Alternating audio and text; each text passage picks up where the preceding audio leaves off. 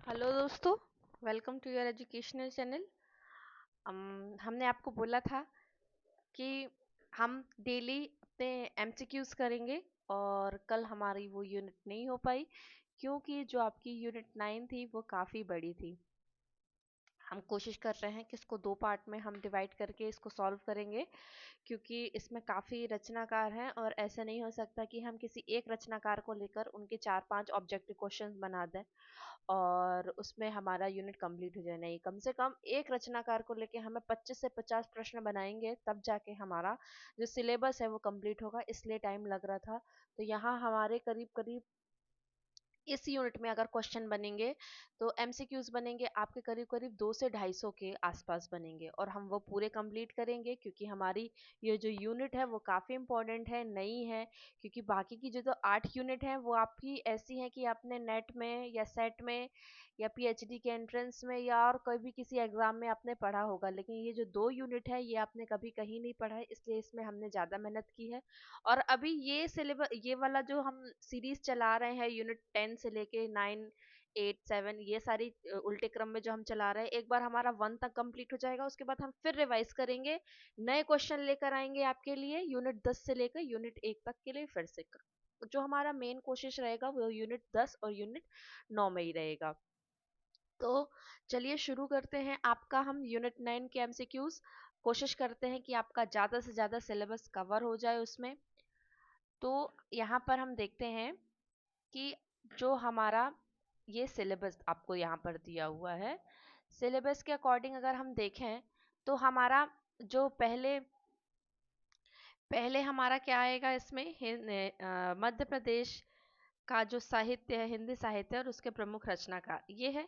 तो हम इसमें क्या करेंगे कि केवल मध्य प्रदेश के जो साहित्यकार है उनको, हिंदी साहित्यकार है उनके साथ साथ भी हम जो हमारे पूर्व में से संस्कृत के साहित्यकार थे ना, हमने यहाँ उनको भी लिया हुआ है।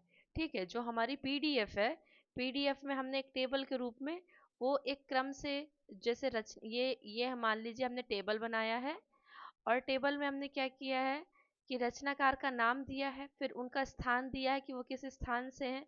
ठीक है, फिर उनका समय दिया हुआ है, फिर उनकी रचनाएं दी हुई हैं, फिर उसमें क्या हुआ है, विशेषताएं क्या है उनकी मतलब उनकी, और उनको जैसे उनको कोई स्टेटमेंट मिला है कि उनको प्रगतिवादी कहा जाता है या शेक्सपियर कहा जाता है, ये जो टाइटल दिया था ये हमने सबसे लास्ट में किया था।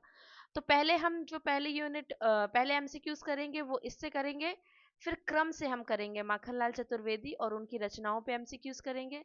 तो ऐसे करके हमारी पीडीएफ कम से कम हो जाएगी 1, 2, 3, और सुभद्रा कुमारी चौहान और जो बालकृष्ण वर्मा नवीन है इनको कंबाइन कर दिया तो 1, 2, 3, और ये 4, ये आपके 5, 6, 7। इनके साथ साथ इनकी रचनाएं भी होंगी, जो रचनाओं के बारे में विशेष विशेष चीजें होंगी वो भी आपको मिलेंगी। तो आज जो हम कंप्लीट करेंगे एमसीक्यूज, कोशिश करेंगे वो इन इतने टॉपिक्स पे करना शुरू करेंगे। बाकी जो आपके ये टॉपिक्स बचेंगे, ये वाले टॉपिक्स फिर इसके अपेक्षा ये छोटे हो जाएंगे। तो जब हम दूसरा पार्ट बनाएंगे यूनिट 9 का तो उसको हम इनमें कंप्लीट करेंगे। 200-250 क्वेश्चन तो आपके इसमें ही हो जाएंगे। ठीक है, 200 प्लस क्वेश्चन आपके इसमें ही हो जाएंगे और इसमें भी करीब करीब आपके 150 प्लस हो जाएंगे, है ना। तो ये इतना एक वीडियो में शामिल करना इसको संभव नहीं है और हमको आज किसी हाल में इसको कंप्लीट करना है क्योंकि कल से हमको शुरू करना है यूनिट 8, है ना। तो चलिए ठीक है, देखते हैं, कोशिश करते हैं कि हमारा आज क्या कंप्लीट हो रहा है। तो पहले हम क्या देखेंगे, पहले हम देखेंगे मध्य प्रदेश के जो रचनाकार हैं उनके बारे में हम यहाँ पर देखते हैं। ठीक है, एक मिनट, इसको मैं थोड़ा सा जूम कर लूं। हाँ, तो मध्य प्रदेश के साहित्यकारों पर 50 वस्तुनिष्ठ प्रश्न।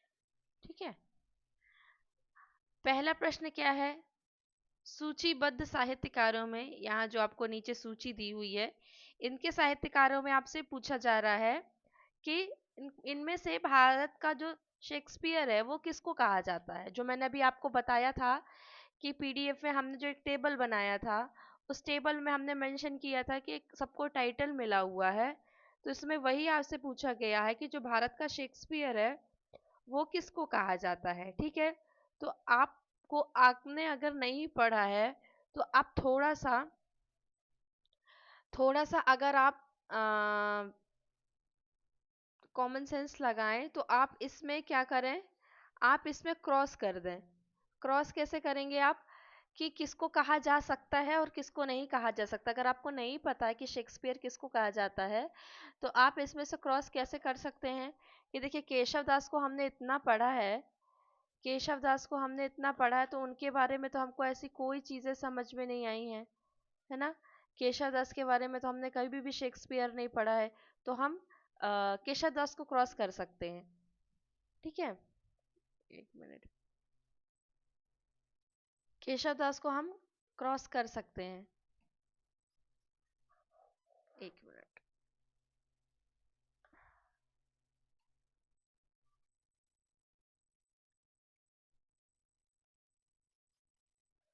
हाँ, इनको हम क्रॉस कर सकते हैं, तो हमारा क्या होगा, केशव दास तो नहीं होंगे, ठीक है। और इनके बारे में भी, जब हमने भर्तृहरि के बारे में पढ़ा था तो इनके बारे में भी हमें नहीं पता था। भवभूति के बारे में भी हमने जब पढ़ा तो हमें नहीं पता था, तो हमारे रहते हैं कालिदास। और शेक्सपियर इसलिए कहा जाता है क्योंकि इनकी जो रचनाएं हैं, अभी मैं रचनाओं का नाम बता दूंगी तो फिर ये देखिए आगे दिया भी है उनकी रचनाओं के नाम। जैसे इनकी है आविज्ञान शाकुंतलम, ठीक है, रघुवंशम, कुमार संभव और मेघदूत, ये सब क्या थी, ये प्रकृति और प्रेम से संबंधित रचनाएं थी, इसलिए इनको यहाँ का भारत का शेक्सपियर कहा जाता है। ठीक है, अब हम जल्दी जल्दी क्वेश्चन करेंगे क्योंकि क्वेश्चंस बहुत सारे हैं। कालिदास की कौन सी रचना नहीं है, तो कौन सी रचना नहीं है, जैसे मैंने बताया आपको, ये है, ये है, ये है। इसके अलावा इनकी एक और रचना है, मैं थोड़ा थोड़ा सा ऐड करते जाऊंगी, ज्यादा नहीं ऐड करूंगी, नहीं तो आपको टाइम बहुत लग जाएगा, इतने बताने में मेरा बहुत टाइम लग जाएगा। एक और इनकी रचना है मेघदूत। तो चार रचनाएं आपको यहाँ पर पता चल गई इनकी, ठीक है। नीति शतक इनकी नहीं है, नीति शतक हम आगे देखते हैं किसकी है। ये आगे देखते हैं, भर्तृहरि किस ऐतिहासिक व्यक्ति के बड़े भाई थे, इनके बारे में एक कहानी चलती है, ठीक है। तो ये उज्जैन के जो सम्राट थे विक्रमादित्य, उनके ये क्या थे, बड़े भाई थे। किसके बड़े भाई थे, उज्जैन सम्राट विक्रमादित्य के बड़े भाई थे। इनका जन्म कहाँ हुआ, तो उज्जैन, अब जब स्वाभाविक से मैंने बताया उज्जैन के सम्राट, तो उज्जैन में इनका जन्म हुआ हो। मालती माधव किसकी रचना है, तो मालती माधव है रचना भवभूति की, ठीक है। इसके पहले मेरे को आपको बताना था, मैं यहाँ पर मैंने मिस कर दिया, प्रीवियस ईयर के क्वेश्चन, ठीक है। हाँ, प्रीवियस ईयर के क्वेश्चन मुझे बताने थे ताकि आपको एक अंदाजा लग जाए, वो मैंने यहाँ पर छोड़ दिया था।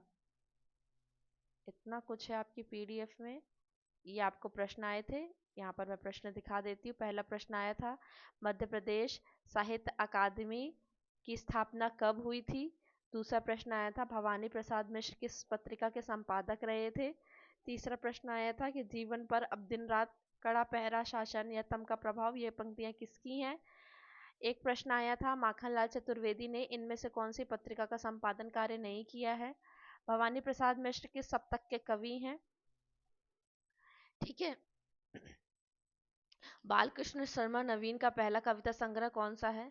अतिथि तुम कब जाओगे किसकी प्रसिद्ध व्यंग्य कृति है। मिला तेज से तेज किसकी जीवनी है। और कौन सा युग्म असत्य है, ठीक है। ये आपको ऐसे प्रश्न यहाँ से पूछे गए थे। एक ये पंक्तियां पूछी गई थी और रचनाकार का नाम पूछा गया था। रमेश चंद्र शाह को पद्मश्री से कब सम्मानित किया, ये आपसे पूछा गया था। श्री कृष्ण सरल ने कितने महाकाव्य लिखे थे, ठीक है। और ब्रह्म राक्षस किस प्रकार की रचना है, ये कुल आपसे प्रश्न। और एक दो प्रश्न जो स्टेटमेंट के थे, तो उसमें कंफ्यूजन था कि वो किस यूनिट के हैं, मतलब वो 2 यूनिट में शामिल हो जा रहे थे, एक तो 6 यूनिट में भी शामिल हो जा रहे थे, एक 9 यूनिट में, तो मैंने उसको 6 यूनिट में शामिल कर दिया। तो हम देखते हैं यहाँ पर कि जो पिछली बार हमसे जो प्रश्न पूछे गए थे, तो उसमें जैसे कालिदास है, भर्तृहरि है, भवभूति है, केशव दास है। केशव दास को तो हम रीतिकाल में भी देख सकते हैं, है ना। और इसी प्रकार से इनके बारे में अभी तक नहीं पूछा गया, पर पूछा जा सकता है क्योंकि ये भी जो मध्य प्रदेश से ही संबंधित है, ठीक है। केशव दास किस साहित्यिक काल से संबंधित है, तो केशव दास सबको पता होगा, ये हैं रीति काल से, ठीक है। आगे देखते केशवदास का जन्म कहाँ हुआ? ओरछा में हुआ। ओरछा में इनका जन्म हुआ। माखनलाल चतुर्वेदी का जन्म किस वर्ष में हुआ? तो 1889 में हुआ। 1889, और अगर संवत आए तो आप इसमें से 57 प्लस करके भी आप इसको संवत में चेंज करके आप करेक्ट कर लीजिएगा अगर संवत में आए। त्रिधारा रचना किस साहित्यकार से संबंधित है? तो सुभद्रा कुमारी चौहान। ये कुछ कुछ प्रश्न आपको जब, जैसे हम सुभद्रा कुमारी चौहान को जब अलग से पढ़ेंगे, उनके एमसीक्यूज करेंगे, तो उसमें भी आपको ये मिलेगा। झांसी की रानी, अब ये प्रश्न घुमा के यहाँ से पूछा, जिसने झांसी की रानी लिखा है उनका जन्म प्रयागराज में हुआ, वो कौन थे? तो इससे 3 प्रश्न बन गए। एक तो झांसी की रानी सुभद्रा कुमारी चौहान ने लिखा, दूसरा उनका जन्म जो है प्रयागराज में हुआ। ठीक है।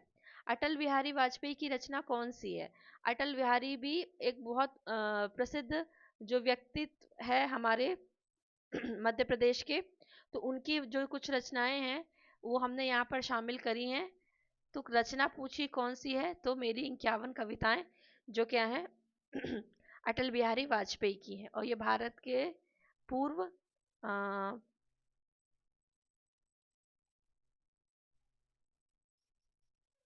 प्रधानमंत्री और कवि भी रहे हैं। आगे हम देखते हैं कि अटल बिहारी वाजपेयी का जन्म किस शहर में हुआ? तो ग्वालियर शहर में हुआ। शिवमंगल से सुमन किस साहित्यिक आंदोलन से संबंधित है? तो प्रगतिशील काव्यधारा से संबंधित थे। ठीक है। निम्नलिखित में से कौन सी रचना शिवमंगल सिंह सुमन की नहीं है? तो कुमकुम ये नहीं है। बाकी प्रलय के सजन, जीवन के गान, हिल्लोल, ठीक है, ये क्या है? ये शिवमंगल सिंह सुमन की रचना है। आगे देखते हैं बालकृष्ण शर्मा नवीन का जन्म कहाँ हुआ? शाजापुर में। ठीक है। कुमकुम और रश्मि रेखा किस साहित्यकार की रचनाएं हैं? तो बालकृष्ण शर्मा नवीन की। शरद जोशी, इसमें से 2 प्रश्न बन सकते हैं।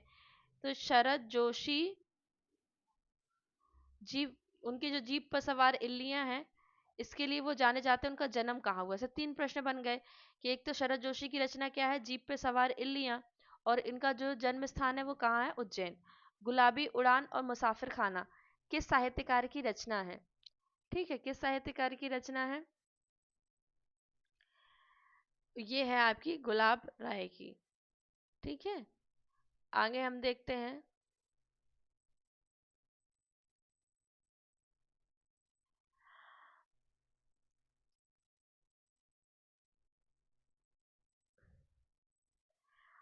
दुष्यंत कुमार की रचना कौन सी है?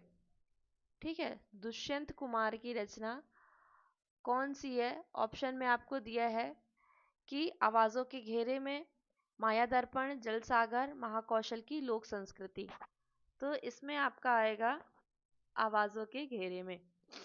ठीक है, आवाजों के घेरे में। आगे हम देखते हैं श्रीकांत वर्मा का जन्म कहाँ हुआ? तो श्रीकांत वर्मा का जन्म हुआ है बिलासपुर में। पहले क्या था, जब छत्तीसगढ़ का और एमपी का बंटवारा नहीं हुआ था, तो ये सब कैसे में आते थे? एमपी में आते थे। चूंकि अब वो बिलासपुर में है तो वो छत्तीसगढ़ में चला गया, लेकिन पहले वो एमपी में आता था। महाकौशल की लोक संस्कृति किस साहित्यकार की रचना है? तो ये किसकी रचना है? श्रीकांत सरल की। ठीक है। बाल कवि बैरागी का जन्म कहाँ हुआ? इनको हम मालवा की संस्कृति में देखते हैं, तो 1931 में इनका जन्म हुआ। गौरव गीत और दर्द दीवानों का ये किस कवि की रचना है? तो ये बाल कवि बैरागी की है। नंद दुलारे वाजपेयी किसके लिए प्रसिद्ध है? आलोचना और लेखन के लिए। कृष्णायन और अनुदिता किस साहित्यकार से संबंधित है? द्वारका प्रसाद मिश्र, ये इनकी बहुत इंपॉर्टेंट रचना है। कृष्ण भक्त किस साहित्यिक क्षेत्र से संबंधित थे? तो नाटक के क्षेत्र से संबंधित थे। पद्माकर किस साहित्यिक काल के कवि थे? तो ये रीतिकाल के थे। शिवराज भूषण, शिवा बावनी, ठीक है, किस साहित्यकार की रचना थी? तो भूषण कवि की रचना थी। बाण भट्ट किस भाषा के प्रसिद्ध गद्यकार थे? तो संस्कृत के थे। भारवी जो संस्कृत के कवि हैं, उनकी जो प्रसिद्ध रचना है वो है किरातार्जुनीयम। ठीक है। आगे हम देखते हैं ये संस्कृत के महाकवि कहलाए जाते हैं। संस्कृत के महाकवि। मंडन मिश्र किस दार्शनिक विचारधारा से संबंधित थे?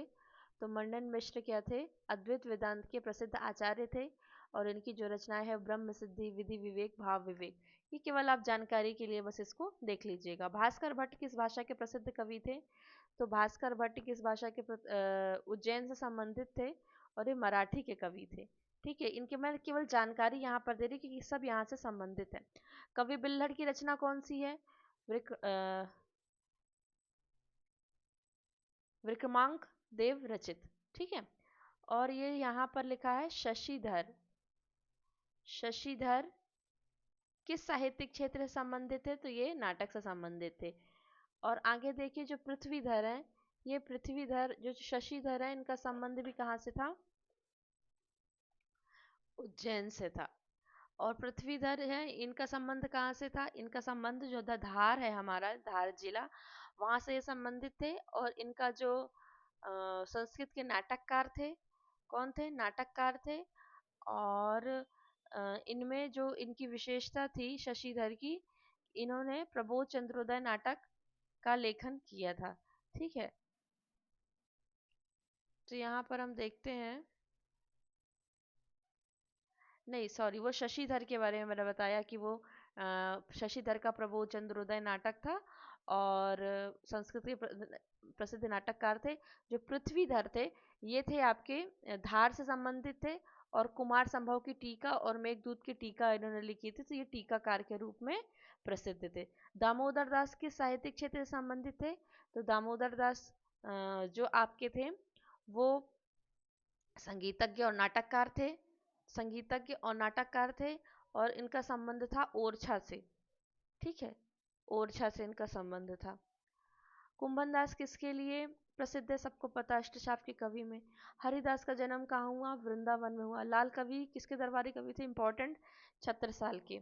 अंधेरी कविताएं और गांधी पंचशती किस साहित्यकार की रचना है? तो भवानी प्रसाद मिश्र की। भवानी प्रसाद मिश्र किस विचारधारा से संबंधित थे? तो गांधीवादी। लहरों के हस्ताक्षर किस रचनाकार या साहित्यकार की रचना है? तो बाल कवि बैरागी की। Very important. ठीक है, आधुनिक साहित्य और प्रेमचंद किस साहित्यकार ने रचना लिखी है? तो ये किसने लिखी है? नंदुलारी वाजपेयी ने। माधुरी रचना किस साहित्यकार की है? तो कृष्ण भट्ट की है। हिम्मत बहादुर विरुदावली, ठीक है, विरुदावली रचना किस साहित्यकार की है? तो पद्माकर की है। रसिक प्रिया कवि प्रिया केशवदास की है। सतरंगे पंखों वाली किसकी रचना है? नागार्जुन की है।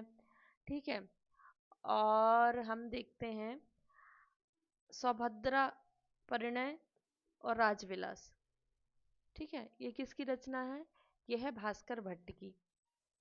भास्कर भट्ट की। आप इसको एक बार बस देख लीजिएगा। प्रभु चंद्रोदय नाटक मैंने बताया भी शशिधर का है।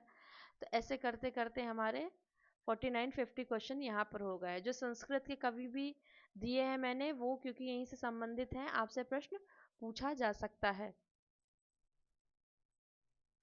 अब हम देखते हैं, हमने ये कंप्लीट कर लिया क्या? भारत के हिंदी साहित्य और मध्य प्रदेश के हिंदी साहित्य और प्रमुख रचनाकार देख लिए। अब प्रमुख रचनाकार जो यहाँ छूट गए हैं, ये तो हमने सरसरी में देखा। अब सेपरेट सेपरेट इनके बारे में हम यहाँ पर देखते हैं। तो पहले हम देखते हैं माखनलाल चतुर्वेदी को। ठीक है, तो माखनलाल चतुर्वेदी को हम देखें तो, एक मिनट,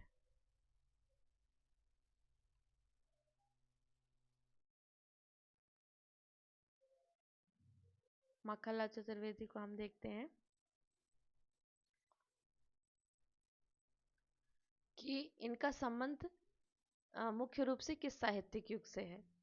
ठीक है, किस साहित्यिक युग से है इनका संबंध, हम यहाँ पर देखेंगे।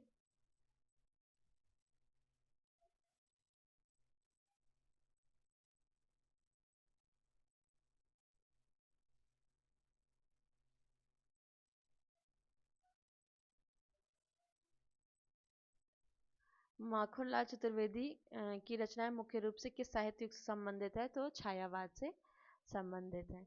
ठीक है, आगे हम देखते हैं कि जो माखनलाल चतुर्वेदी हैं,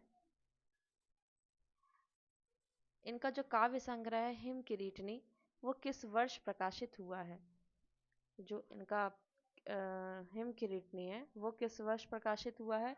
ये बहुत इम्पोर्टेंट है क्योंकि जो इनकी जो प्रमुख प्रमुख रचनाएं हैं कौन सी, एक तो हो गई आपकी हिम किरीटनी, दूसरी कौन सी हो गई आपकी, दूसरी कौन सी हो गई आपकी इनकी रचना, हिम तरंगिणी, हिम तरंगिणी। ठीक है, तो इनके बारे में आपको समझना बहुत ज़रूरी है कि इनका जो प्रकाशन है वो कहाँ पर है। अब कहीं कहीं आपको हिम किरीटनी का समय 1941 मिलेगा और कहीं कहीं आपको इनका जो समय है वो मिलेगा 1943। ठीक है, क्या समय मिलेगा आपको? 1943। तो आप देख लीजिएगा कि आपको ऑप्शन में क्या दिया हुआ है, 1941 दिया हुआ है या फिर 1941 या 1943 दिया हुआ है। आगे हम देखते हैं कि जो माखनलाल चतुर्वेदी की जो रचनाएं हैं कौन कौन सी रचनाएं हैं। एक तो उनकी रचना है हित तरंगिणी, हिम किरीटनी और युग चरण, समर्पण।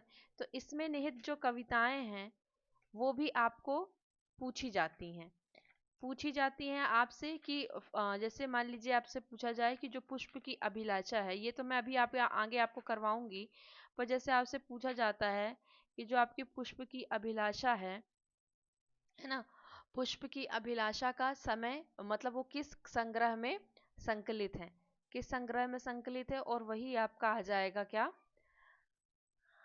उस कविता का समय आ जाएगा। ठीक है, तो इसीलिए आपको इनका जो समय है वो याद करना बहुत ज़रूरी है। तो यहाँ हमने देखा ऑप्शन 1943। इनका काव्य संग्रह आगे पूछा गया है, ये हमने पीडीएफ में इनका पूरा डिटेल में दिया हुआ है। कौन सा माखनलाल चतुर्वेदी का काव्य संग्रह है? ये इजी क्वेश्चन था, ये आपसे बन जाएगा। माखनलाल चतुर्वेदी की जो कविता है पुष्प की अभिलाषा किस भावना को व्यक्त करती है? तो राष्ट्रीय भावना को व्यक्त करती है। इनका जो संग्रह है युग चरण वो किस वर्ष प्रकाशित हुआ? तो युग चरण है वो 1956 में प्रकाशित हुआ। इनके जो संग्रह है ना वो कैसे क्रम से चलते हैं, अब ये सब तो आपको यहाँ एमसीक्यू से बताने की जरूरत नहीं, लेकिन सरसरी में मैं आपको बता सकती हूँ। पहले है आपका हिम किरीटनी, फिर है आपका हिम तरंगिणी, फिर है आपका माता, ठीक है, फिर है आपका युग चरण, फिर है आपका समर्पण, फिर है आपका वेणु लो गूंजे धरा, फिर है बिजली काजर आंज रही, बिजली काजर आंज रही, फिर है आपका मरण ज्वार। ऐसे इनका ये क्रम है। ठीक है, तो माखनलाल चतुर्वेदी की कविता टूटती जो जंजीर है उसका मुख्य विषय क्या है? ये इनकी प्रमुख कविता थी, इसलिए यहाँ पर दिया गया है, इसका है स्वतंत्रता की चाह। और माखनलाल चतुर्वेदी का जो रचना है कृष्ण युद्ध किस विधा की रचना है? नाटक है। इनका जो काव्य संग्रह है वेणु लो गूंजे धरा कब प्रकाशित हुआ?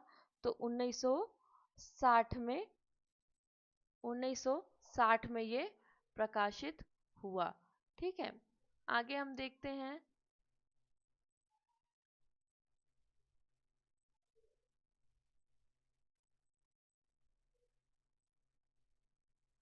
कहीं कहीं 1960 भी मिलता है आपको, कहीं कहीं 1962 भी मिलता है।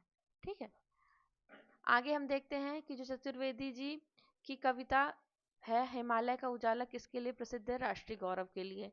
माखनलाल चतुर्वेदी का जो साहित्य देवता है रचना वो क्या है? वो है आपका एक निबंध संग्रह है। क्या है आपका? निबंध संग्रह। और इसी में एक आता है आगे आपको मिलेगा अमीर इरादे गरीब इरादे। ठीक है, इनकी जो कविता है वीणा का तार, इसका मुख्य भाव क्या है? आत्मिक चेतना। माखनलाल चतुर्वेदी का जो संग्रह है माता वो किस वर्ष प्रकाशित हुआ? तो जिनका माता है वो हुआ 1951 में।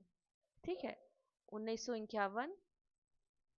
कभी कभी एक एक वर्ष का आगे पीछे हो जाता, तो आप वो देख लीजिएगा 51 या 52।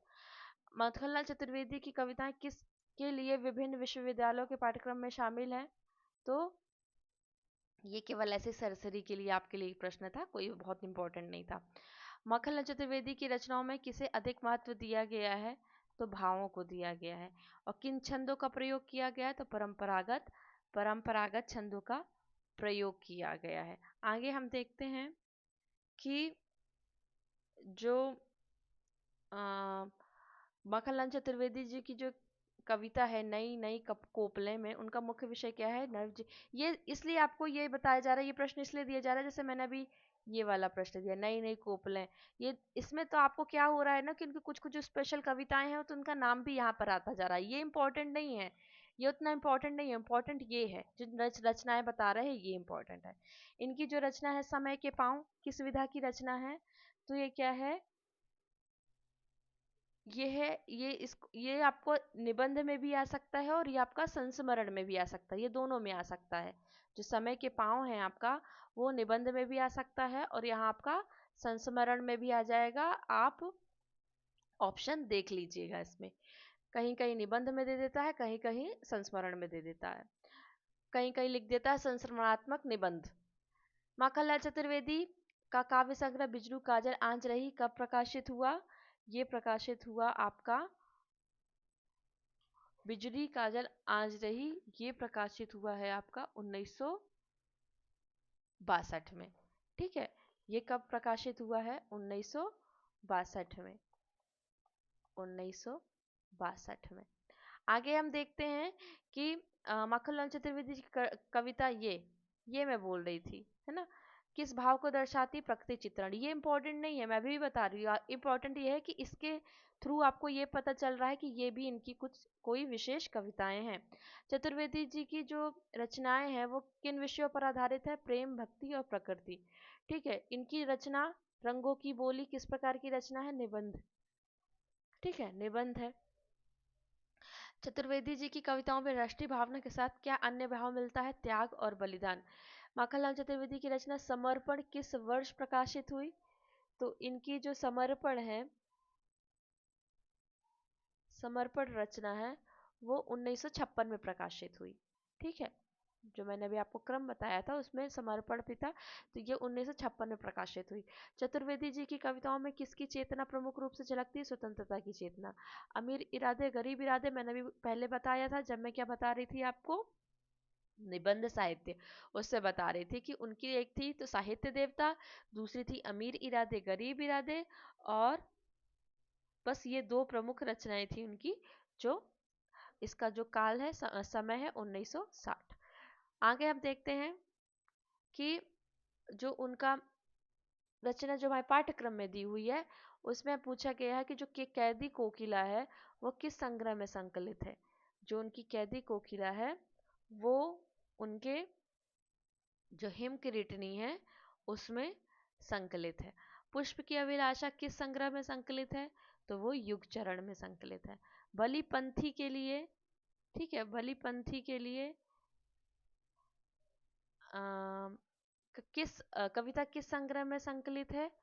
तो ये भी आपकी हिम किरीटनी में संकलित है।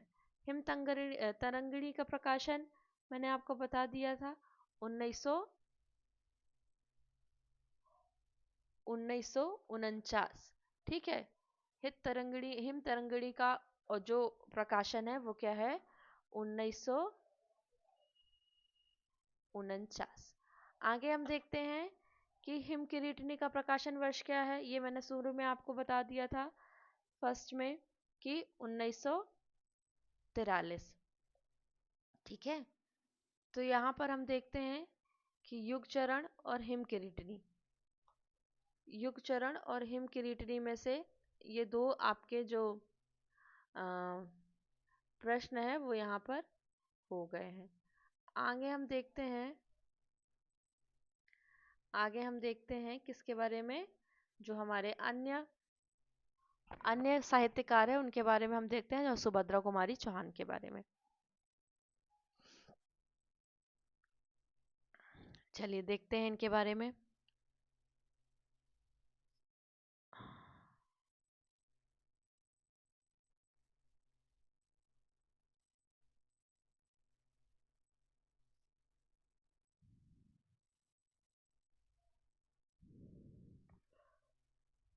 जलियांवाला बाग वसंत में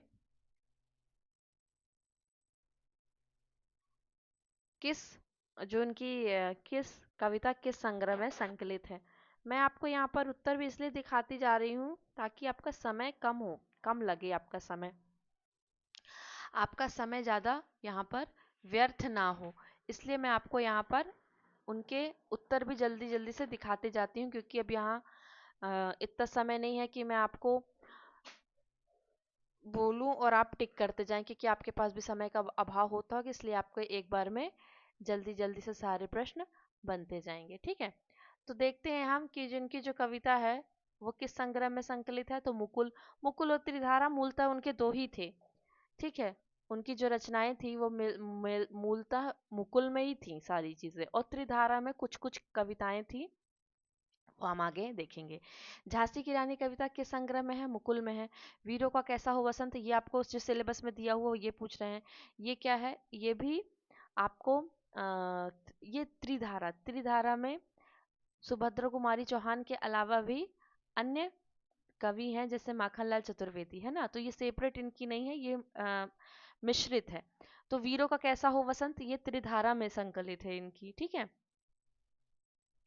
और जो इनका जो समय है वो भी है 1930 के आसपास इनका भी है। आगे हम देखते हैं जलियांवाला बाग में बसंत, इसका मुख्य विषय क्या है? तो राष्ट्रीय शोक और बलिदान। ठीक है, झांसी की रानी कविता में किसकी वीरता का वर्णन किया गया है? तो रानी लक्ष्मीबाई की। बहुत इजी क्वेश्चन है। इनकी जो कविता है उसका मुख्य भाव क्या है? वीरों का बलिदान और गौरव। मुकुल कविता का प्रकाशन कब हुआ? 1930 में। वीरों का कैसा हो वसंत किस प्रकार के वीरों का उल्लेख हुआ? तो स्वतंत्रता संग्राम के वीर। जलियांवाला बाग में बसंत किस घटना से प्रेरित है? इंपॉर्टेंट, जलियांवाला बाग हत्याकांड। या आपसे प्रश्न ऐसे भी पूछा जा सकता है कि जलियांवाला बाग हत्याकांड पर किस कवि ने प्रसिद्ध कविता लिखी? किस कवि ने प्रसिद्ध कविता लिखी? तो वहां आप क्या दे देंगे? सुभद्रा कुमारी चौहान। झांसी की रानी कविता में लक्ष्मीबाई को किसके प्रतीक के रूप में दर्शाया गया है? वीरता और बलिदान के प्रतीक के रूप में। वीरों का कैसा हो वसंत, कैसा हो वसंत कविता में वसंत का मतलब क्या प्रतीक है? वो है बलिदान और संघर्ष का। जलियांवाला बाग कविता में किस भावना को व्यक्त किया है? शोक और संवेदना को। झांसी की रानी कविता में रानी की मृत्यु का कारण क्या बताया गया है? युद्ध में वीर गति। अब झांसी की रानी कविता से देखते हैं कि ये कविता जो है झांसी की रानी किस संग्रह में संकलित है? तो मुकुल में संकलित है। लक्ष्मीबाई की आयु मृत्यु के समय क्या थी? 23 वर्ष। ये जब आप पढ़ेंगे झांसी की रानी कविता तो उसमें आपको ये मिलेगा। 1857 की क्रांति को किस रूप में चित्रित किया गया है? तो स्वतंत्रता की चिंगारी के रूप में चित्रित किया गया है। कविता में लक्ष्मीबाई को किस देवी का अवतार बताया गया है? तो दुर्गा का अवतार बताया गया है। कविता में डलहौजी ने झांसी पर कब्जा करने का अवसर कब पाया? राजा की मृत्यु के बाद। ये कविता से प्रश्न बने हैं आपके। कविता में रानी लक्ष्मीबाई की तुलना किसके साथ की गई है? चित्रा और अर्जुन के समान की गई है। ठीक है, झांसी की रानी कविता में रानी ने अंतिम युद्ध में किस स्थान पर अधिकार किया? ग्वालियर पर किया। कविता में रानी लक्ष्मीबाई की मृत्यु का कारण क्या बताया गया है? युद्ध में घायल होना। झांसी की रानी कविता में रानी की सहेलियों का क्या नाम था? कान्हा और मंदरा। झांसी की रानी कविता में रानी की वीरता को किसके द्वारा सुनाया गया है? बुंदेले हरबोलो के मुंह से सुनाया गया है। अब यहाँ पर हम देखते हैं जो हमारे अन्य रचनाकार हैं बालकृष्ण शर्मा नवीन, उनके बारे में वस्तुनिष्ठ प्रश्न कि जो उनकी कविता है विप्लव गान, कवि किस प्रकार की तान सुनाने की बात कहते हैं? तो क्रांति मचाने वाली तान के बारे में। कविता में कवि की वीणा पर क्या बैठी है? तो चिनगारी आन बैठी है मेरी वीणा पर। ठीक है, विप्लव गान में कवि किसके नाश की बात करते हैं? तो अन्याय और शोषण के नाश की बात करते हैं। कविता में माता की छाती का अमृतमय पेय किस रूप में बदलने की बात कह रहे हैं? तो कालकूट विष के जैसे बदलने की बात कर रहे हैं। कविता में कवि किसके बंधन को तोड़ने की बात कह रहे हैं? तो नियम और उपनियम के बंधनों को तोड़ने की बात कर रहे हैं। विप्लव गान में किसके सिंहासन को डोलते हुए देखना चाहता है कवि? तो किसके? महारुद्र यानी शिव के। कह रहे हैं कि कविता में रुद्र गीत की क्रुद्ध तान क्रुद्धतान कहाँ से निकलने की बात की गई है? तो कवि के हृदय से। कविता में कवि किसके प्रहार को सहन न कर पाने की बात कहते हैं? तो विश्व मूर्ति की। ठीक है, ये आपको पाठ से ही, जो आपका टेक्स्ट है उसी से ये क्वेश्चन है आपके। विप्लव गान कविता में कवि किस गीत को भूलने और किसके स्वर में मिलाने की बात कहता है? तो जीवन के गीत को भूलकर मृत्यु गीत में स्वर मिलाने की बात कहता है। कविता में जो ज्वालामुखी है उसको किस रूप में चित्रित किया गया है? तो कड़कने के लिए तैयार। कविता में कवि किसके रोम रोम में स्वर व्याप्त होने की बात कहते हैं? तो कवि के। विप्लव गान में कवि किसके साथ युद्ध होने की बात करते हैं? हताश और युद्ध।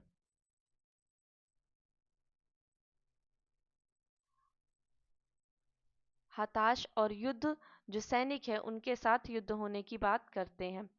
कविता में कवि ने जीवन की जंजीर को किस रूप में वर्णित किया है? तो मोहक स्वर वाली जंजीर के रूप में व्यक्त किया है। विप्लव गान कवि किसके प्रलयकारी स्वर की बात करते हैं? तो नाश के प्रलयकारी स्वर की बात करते हैं। कविता में किसके अंतर से रुद्ध गीत की क्रुद्धतान निकलने की बात कहते हैं? तो इसमें कवि जो है क्रुद्धतान कवि के। अब एक बात देखिए, ये जो बालकृष्ण शर्मा नवीन है, इनके बारे में जो अभी लास्ट टाइम क्वेश्चन पूछा गया था, मतलब एग्जाम में पूछा गया था, बालकृष्ण शर्मा नवीन, तो इनके बारे में जो आपके सिलेबस में दिया है वो तो हमने देख लिया है। अब हम क्या देखते हैं, इनमें से जो उनकी प्रमुख रचनाएं हैं, ठीक है, कौन सी रचनाएं हैं उनकी? उनकी जो जैसे कुमकुम, क्वासी, पलक, अपलक, ये वाली जो रचनाएं है ना, इनका एक बारी क्रम देख लीजिएगा। इनके क्रम से भी प्रश्न पूछा जा सकता है, क्रम से प्रश्न पूछा जा सकता है, या फिर सन पूछा जा सकता है आपसे। ठीक है, तो आपको उनके बारे में एक बारी ये देखना पड़ेगा कि इनका जो क्रम है, और वो तो मैंने वैसे पीडीएफ दे दिया है, जा बहुत बड़ा नहीं, छोटा ही सा पीडीएफ दिया था। छोटे से पीडीएफ में आपको सब कुछ बता दिया है कि इनका क्या क्या है। बाकी एक बारी आप और देख लीजिएगा बालकृष्ण शर्मा नवीन के बारे में, क्योंकि ये आपके सिलेबस में दिए हुए हैं, सिलेबस में आपको दिए हुए हैं, तो आपको पूछा जा सकता है इनके बारे में। ठीक है,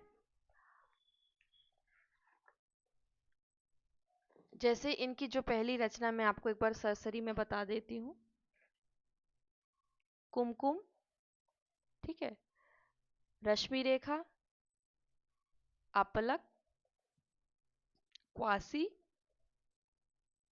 विनोबा स्तवन, ठीक है, उर्मिला, और हम विश्वाई जन्म के। तो जो आपकी ये जो रचना है ना, कौन सी रचना? विप्लव गान, वो हम विश्वाई, मैं यहाँ लिख देती हूँ और अच्छे से,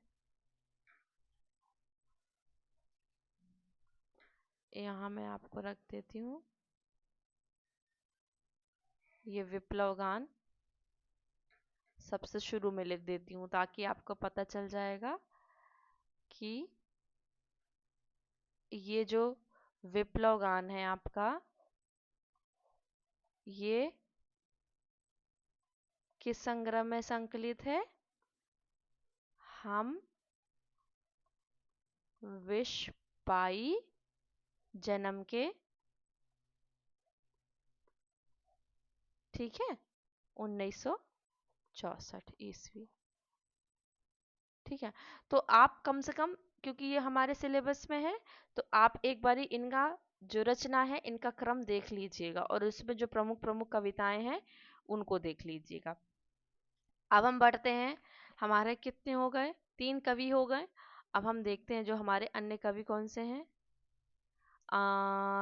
बालकृष्ण शर्मा नवीन के बाद होगा हमारे शिव मंगल सिंह सुमन। तो इनके बारे में हम देखते हैं। चलिए, शिव मंगल सिंह सुमन के बारे में हम देखते हैं क्या इम्पोर्टेंट है। तो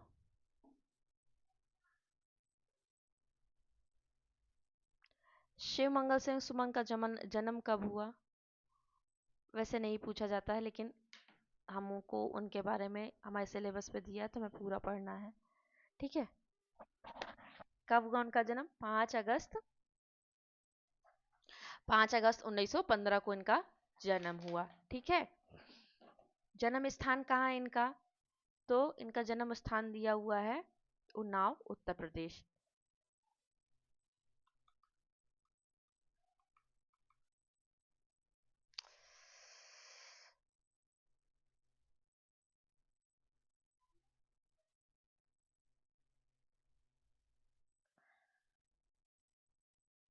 मिस हो गया, 1 मिनट।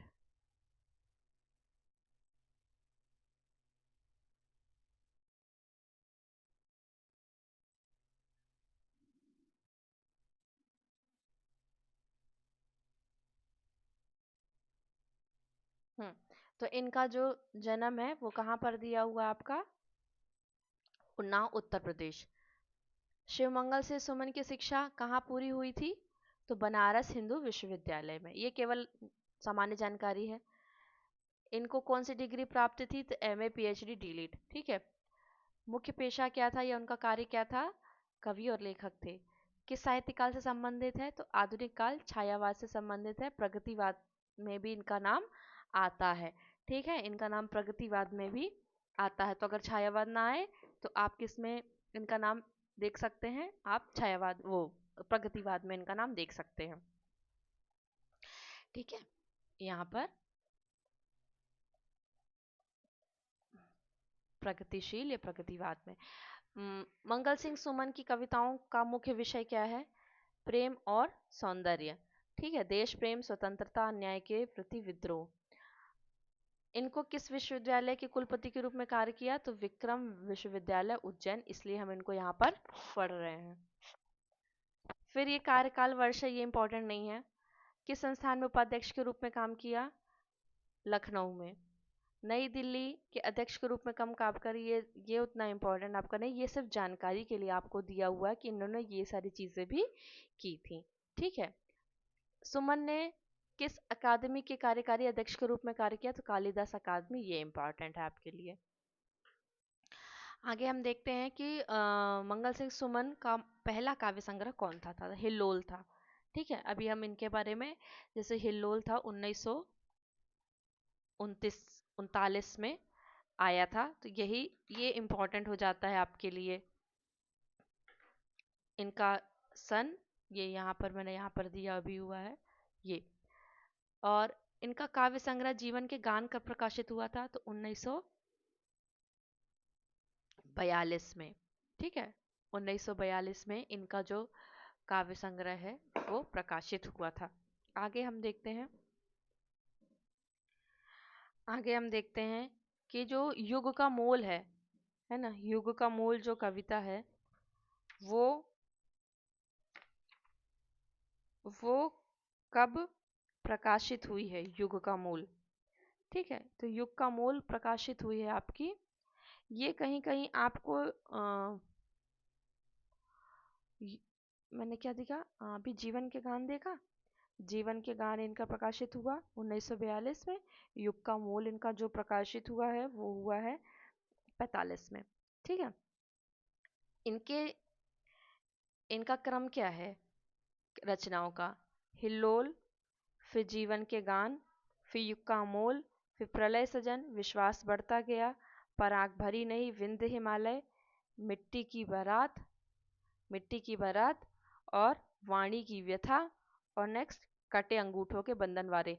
ये ये क्या है? 10 हैं इनके मुख्य संग्रह, है ना। तो उसी में से अभी सारे प्रश्न आपसे बन रहे हैं। ये तो 48 से प्रकाशित हुआ, तो क्रम से आप याद कर लीजिएगा, ये सारे वही हैं, विप्लव हिमालय या विंध्य हिमालय। ठीक है। विंध्य हिमालय। आगे हम देखते हैं मिट्टी की बारात, इंपॉर्टेंट, वेरी इंपॉर्टेंट, क्योंकि ये सिलेबस में आपको दिया हुआ है ना। मिट्टी की बारात कब प्रकाशित हुआ? 1972 में। कभी कभी क्या होता है, अभी जैसा एक पिछली बार प्रश्न पूछा गया था 2022 में आपसे, कि जैसे मान लीजिए कोई काव्य संग्रह है ना, ये काव्य संग्रह है, जैसे मिट्टी की बारात है ना, मिट्टी की बारात काव्य संग्रह है। अब इसमें बहुत सारी कविताएं दी हुई हैं, बहुत सारी कविताएं दी हुई हैं, मान लीजिए से 50 कविताएं दी हुई हैं। तो इन 50 कविताओं में से किसी एक, जैसे ये संग्रह हमारे सिलेबस में दिया हुआ है, तो प्रश्न आपसे ऐसे ही पूछ लेता है कि इस संग्रह में इनमें से कौन सी कविताएं संकलित है। तो अभी एक ही बार पूछा गया है, तो आप एक बार ही देख लीजिएगा कि जो संग्रह आप पढ़ रहे हैं उसमें से कौन कौन सी जो कविताएं हैं वो उसमें शामिल है। अब 50 की 50 तो आपको याद नहीं हो सकती, लेकिन कुछ खास खास होगी तो आप उसको पढ़ लीजिएगा।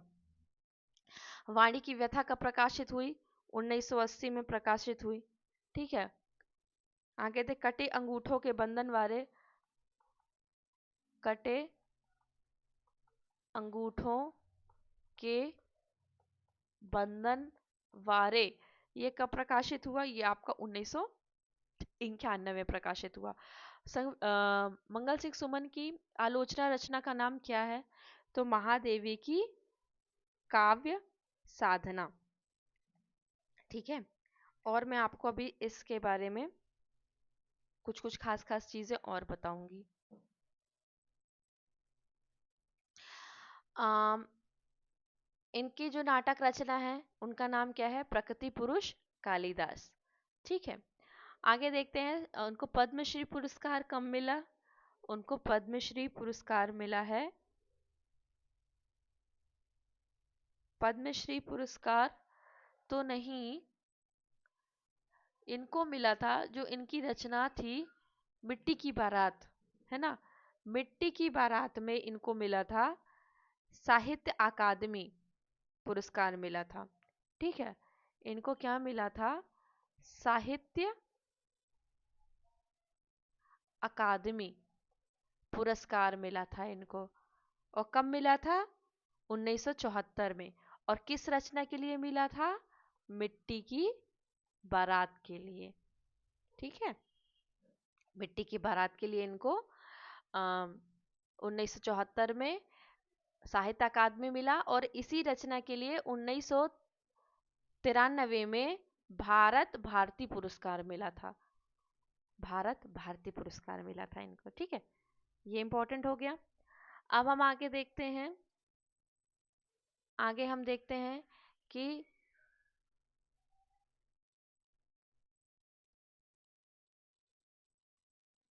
इनको 1999 में पद्म भूषण मिला। ठीक है, ये मैंने भी आपको बता दिया। साहित्य अकादमी पुरस्कार कब मिला? 1974 में। सोवियत लैंड पुरस्कार कब मिला? ये इंपॉर्टेंट नहीं है। कौन सा पुरस्कार नहीं मिला? तो भारत भारती मैंने भी आपको बता दिया, साहित्य अकादमी बता दिया, शिखर सम्मान भी इनको इनको कालिदास सम्मान नहीं मिला था।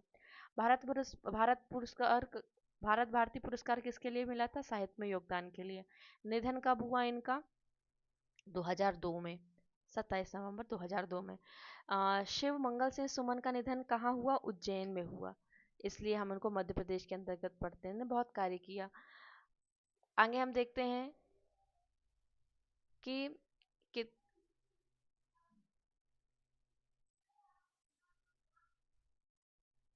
प्रगतिशील लेखन, जो मैंने ऊपर छायावाद बताया था, वो एक शुरुआत में छायावाद था, लेकिन क्या था, इनका जो विचारधारा थी वो प्रगतिशील लेखन की थी। छायावाद से शुरू किया था उन्होंने, लेकिन उनका जो मूल रूप में था वो प्रगतिशील लेखन ही था।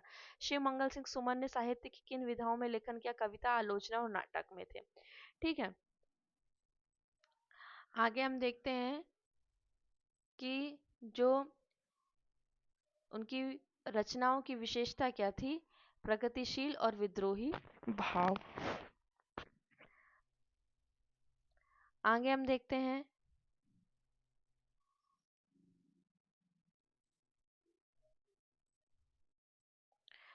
कौन कौन से पुरस्कार उनको मिले थे। साहित्य अकादमी भारतीय, ये, और एक और कौन सा पुरस्कार बताया था मैंने आपको? ऊपर एक और पुरस्कार बताया तो वो मिला था इनको राष्ट्रीय फिल्म पुरस्कार नहीं मिला था। ठीक है, बाकी उनको सब पुरस्कार मिले थे। अब हम आगे देखते हैं कि पद्म भूषण में मिला था, पद्मश्री, ये पुरस्कार उनको नहीं मिला था। ठीक है, इनके बारे में और विशेष चीजें देखें थोड़ा सा हम, तो हमको दिखता है कि जो इनका जो काव्य संग्रह था इनका, कौन सा, प्रलय सजन, यही लिख देती हूँ, प्रलय सजन था, जो कब आया था, प्रलय सृजन आया था आपका 1944 में। तो इसकी जो, इस संग्रह की जो भूमिका थी वो किसने लिखी थी, वो भूमिका लिखी थी आपकी राहुल सांकृत्यायन ने, राहुल सांकृत्यायन ने लिखी थी। ठीक है, इनकी जो रचना है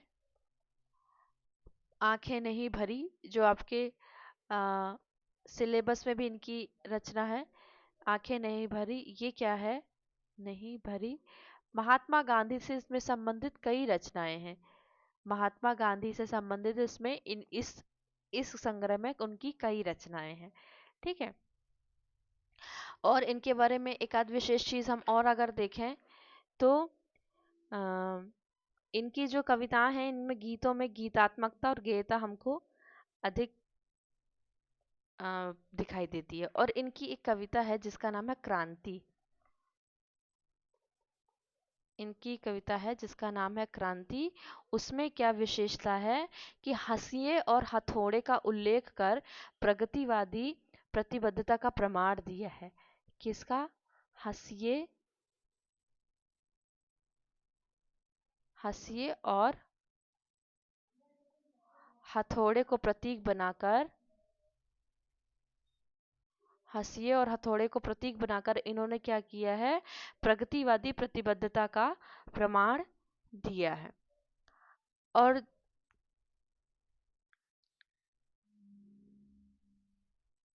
इसी तरह से आपका जो शिव मंगल से सुमन के बारे में जो जो इम्पोर्टेंट चीजें थी वो यहाँ पर हो जाती हैं। अब हम आगे देखते हैं, अब हम आगे यहाँ पर देखते हैं सिलेबस के अकॉर्डिंग हमारे अब कौन बचते हैं, भवानी प्रसाद मिश्र, फिर श्री कृष्ण सरल और फिर मुक्तिबोध। चलिए ठीक है, देखते हैं अब हम किसको, भवानी प्रसाद मिश्र को। तो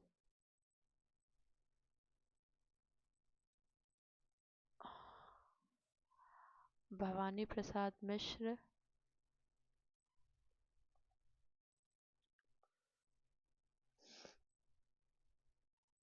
इनके बारे में हम देखते हैं, सॉरी, इनसे पिछली बार प्रश्न आया था आपको कि तार सप्तक के कवियों में इनका नाम पूछा गया था। ठीक है, भवानी प्रसाद मिश्र का, इनके बारे में बहुत सारी चीजें हैं पढ़ने के लिए, देखते हैं अभी हमारा क्या क्या कंप्लीट हो पाता है।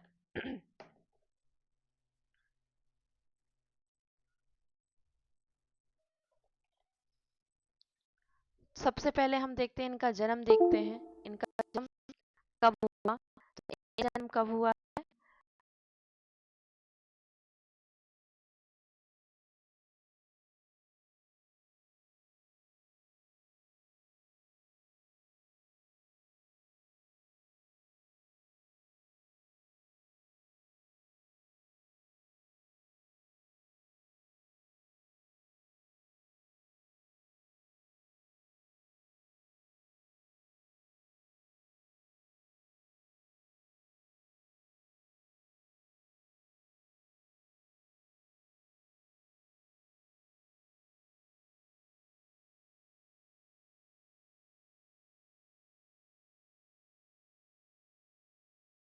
उनको है तो वो है गांधीवादी विचारधारा से संबंधित। और इनको किस उपनाम से पुकारा जाता है, तो इनको भवानी भाई या कविता का गांधी, ये दोनों नाम से पुकारा जाता है। आगे हम देखते हैं कि भवानी प्रसाद मिश्र का पहला काव्य कौन सा था, तो इनका पहला काव्य जो था वो था गीत फरोश। ठीक है, इनका जो 1956 में प्रकाशित हुआ, और इनके भी आपको क्रम जरूर याद करने हैं। ठीक है, भवानी प्रसाद मिश्र की कविता सतपुड़ा के जंगल किसके लिए प्रसिद्ध है, तो प्रकृति चित्रण के लिए प्रसिद्ध है। बुनी हुई रस्सी के लिए इनको कौन सा पुरस्कार मिला, तो इनको बुनी हुई रस्सी के लिए साहित्य अकादमी पुरस्कार मिला 1972 में। आगे हम देखते हैं कि इनकी मृत्यु कब हुई, 20 फरवरी 1985 को। प्रारंभिक शिक्षा इनकी सुहागपुर, होशंगाबाद, नरसिंहपुर, जबलपुर में हुई। आगे हम देखते हैं, ये सब उतना इम्पोर्टेंट नहीं, जो जो इम्पोर्टेंट है वो हम दे देंगे, बाकी तो पीडीएफ है ही आपके पास। स्वतंत्रता संग्राम में भाग कब लिया उन्होंने, तो 1942 से 1945 के बीच में इन्होंने भाग लिया। किस पत्रिका का संपादन किया, ये प्रश्न पूछा गया था आपसे, तो इन्होंने कल्पना पत्रिका का प्रकाशन किया। ठीक है, इसके अलावा इन्होंने विचार पत्रिका, चूंकि एक बार अभी प्रश्न पूछ चुका है तो पूछा नहीं जाएगा, फिर भी आपकी जानकारी के लिए बस बता रहे हैं। ठीक है, और गांधी मार्ग और गगनांचल। ठीक है, गांधी मार्ग और गगनांचल जैसी पत्रिका का संपादन किया। और जो जैसे गांधी जी के विषय में जो जो भी मतलब विशेष चीजें थी, जो गांधी वांग्मय था, उसके संपादन में इन्होंने बहुत महत्वपूर्ण भूमिका निभाई थी। अब इनकी कविताओं में किसका प्रभाव दिखता है, गांधीवाद का। कविता के गांधी, वही गांधी से संबंधित इस पर प्रश्न है। गीत फरोश में जो कविता है, उसमें गीत फरोश में क्या है, तो क्या व्यक्त किया गया है, तो गीत फरोश में क्या किया गया है, जो कि कवि के फिल्मी दुनिया के अनुभव हैं वो व्यक्त किए गए हैं। इसमें एक चीज और कर देते हैं कि ये जो तार सप्तक था ना, तार सप्तक के भाग 2 में ये कविता शामिल की गई थी, संकलित की गई थी। ठीक है, आगे हम देखते हैं कि इनको इसी से ही बहुत ज्यादा प्रसिद्धि मिली थी। आगे हम देखते हैं कि जो इनके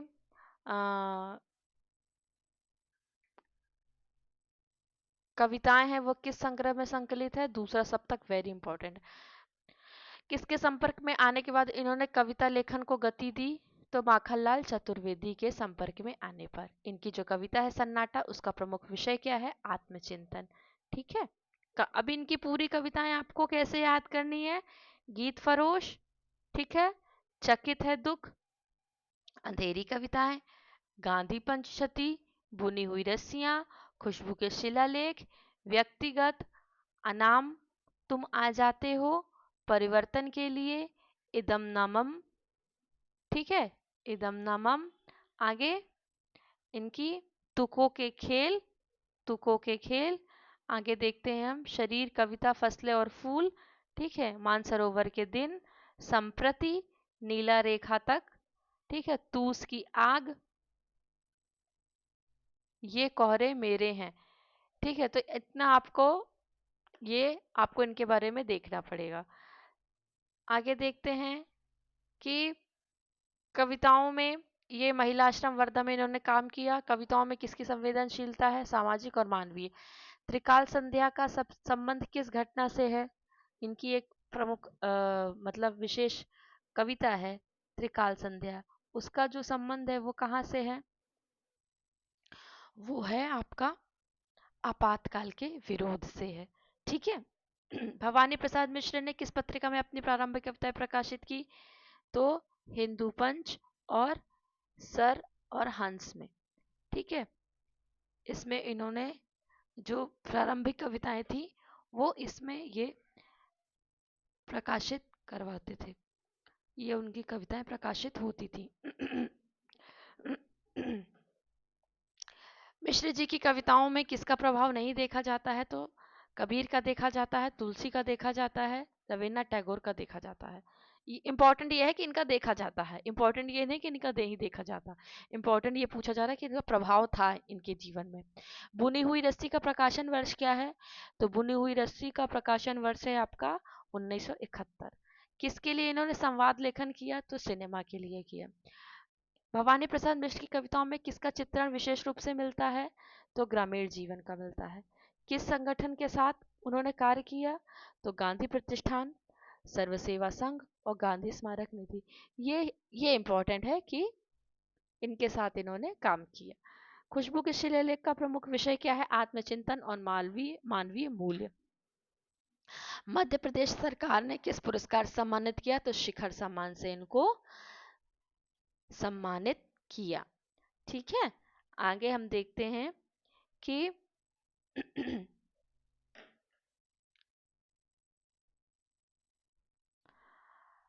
भवानी प्रसाद मिश्र की कविताओं में किस कवि की बोलचाल पूर्ण शैली का प्रभाव है? तो गालिब की है और किसकी है? मीर की है। मीर और गालिब। भवानी प्रसाद मिश्र ने किसके विचारों से प्रेरित होकर विद्यालय खोला? गांधी जी के। चकित है दुख में क्या है? आस्था और जिजीविषा। भवानी प्रसाद मिश्र की कविताएं किसके लिए प्रेरणा स्रोत है? सभी के लिए, नए कवियों के लिए। बाल साहित्य की रचना बता दीजिए। वेरी इंपॉर्टेंट, तुकों का खेल। मिश्र जी की कविताओं में किसका अभाव है? भवानी प्रसाद मिश्र ने किस निबंध संग्रह की रचना की?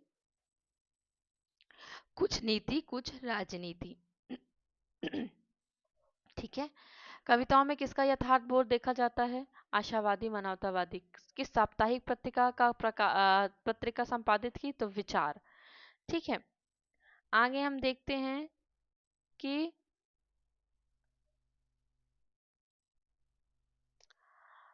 इदम नामम का अर्थ क्या है? यह मेरा नहीं है, ये इनकी संग्रह है जो 1977 में प्रकाशित हुआ। गांधी पंचशती के लिए कविताएं लिखी। गांधी जी को श्रद्धांजलि देने के लिए उन्होंने पंचशती कविता लिखी। मिश्र की कविताओं में किसकी विजय की आशा व्यक्त होती है? मानवता की। किस संस्था के साथ इन्होंने कार्य नहीं किया? तो राष्ट्रीय सेवक संघ यानी कि आरएसएस के साथ नहीं काम किया, बाकी इनके साथ काम किया। भवानी प्रसाद मिश्र की मृत्यु कहाँ हुई थी? नरसिंहपुर, मध्य प्रदेश में। ठीक है, अब इनके बारे में कुछ और थोड़ी सी चीजें बता दें। इनका जो एक कालजयी है वो क्या है? खंड काव्य है। खंड काव्य है, वेरी इंपॉर्टेंट। ठीक है, मैंने बताया विचार पत्रिका का इन्होंने प्रकाशन किया। और इनकी जो जीवनी है,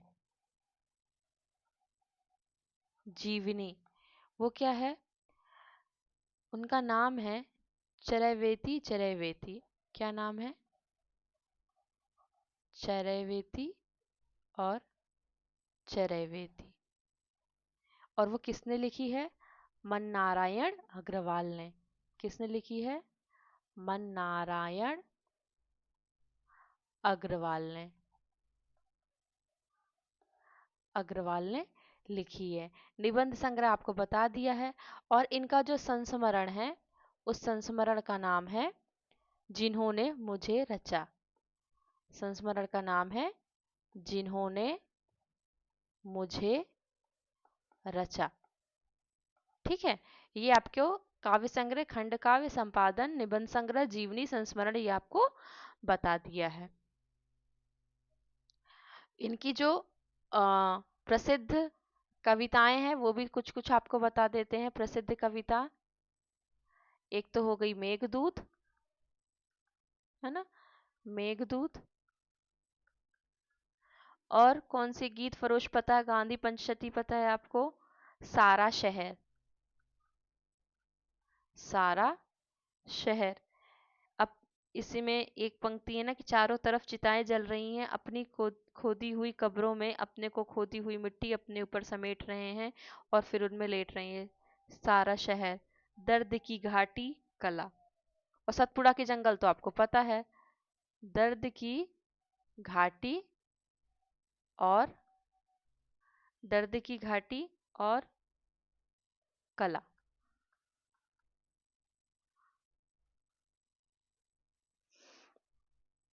जो भवानी प्रसाद मिश्र हैं, है ना, तो इनकी जो रचनाएं हैं, कौन कौन सी? गीत फरोश, गीत फरोश। और हमारे सिलेबस में और क्या है?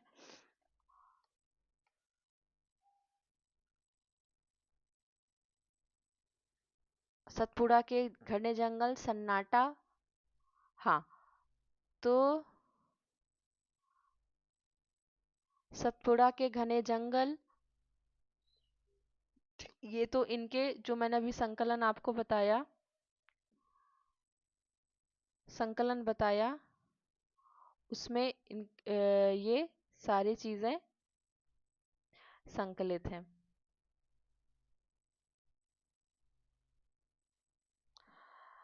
अब हम आगे देखते हैं। आगे हम देखते हैं 1 मिनट 2 मिनट का मैं ब्रेक लेती हूँ, बहुत टाइम हो चुका है।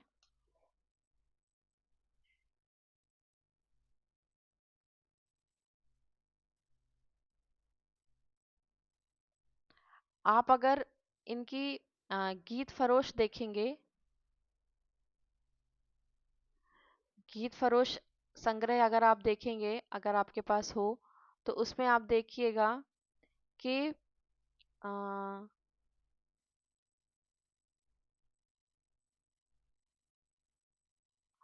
जो सतपुड़ा के जंगल है ना, वो आपको इसी दो इस संग्रह में आपको 2 कविताएं मिल जाएंगी जो आपके सिलेबस में लगी हुई हैं। एक तो मिल जाएगी आपको गीत फरोश, ठीक है, और दूसरी आपको मिल जाएगी सन्नाटा। चूंकि सन्नाटा आपका एक अलग से भी आपका इसमें दिया हुआ है। गीत फरोश, चकित दुख, अंधेरी कविताएं, गांधी पंचशती, खुशबू के शिलालेख। तो आपका ये जो 2 कविताएं हैं, कौन कौन सी, एक सन्नाटा, एक गीत फरोश और सतपुड़ा के घने जंगल, ये तीनों आपको किस में मिल रहा है? इनकी जो काव्य संग्रह है गीत फरोश में आपको यहाँ पर मिल जाएगा। ठीक है, मैं कंफर्म कर रही थी कि तीनों इसी में है। तो तीनों ये जो आपके सिलेबस में है सिलेबस में जो है आपके, वो आपको किस में मिल जाएंगी?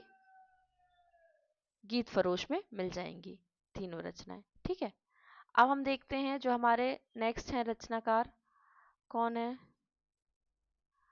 नेक्स्ट है श्री कृष्ण सरल और मुक्तिबोध। मुझे लग रहा है ये वीडियो बड़ा हो गया है, मैं आपको ये वीडियो मतलब अगले वीडियो में कंप्लीट करती हूँ कि काफ़ी बड़ा हो चुका है। बोलते बोलते मुझे भी थोड़ा सा रेस्ट की ज़रूरत है। मैं आपको श्री कृष्ण सरल, ये जो है आपका श्री कृष्ण सरल के बारे में एमसीक्यूज, ये वो मैं इनको एक वीडियो में और कंप्लीट करने की कोशिश करती हूँ। तो चलिए ठीक है, मिलते हैं हम अगले वीडियो में। तब तक तो थोड़ी देर रेस्ट करके मैं आपको अगला वीडियो देती हूँ। तब तक अपनी पढ़ाई को कंटिन्यू कीजिए और वीडियो देखने के लिए आपका बहुत बहुत धन्यवाद।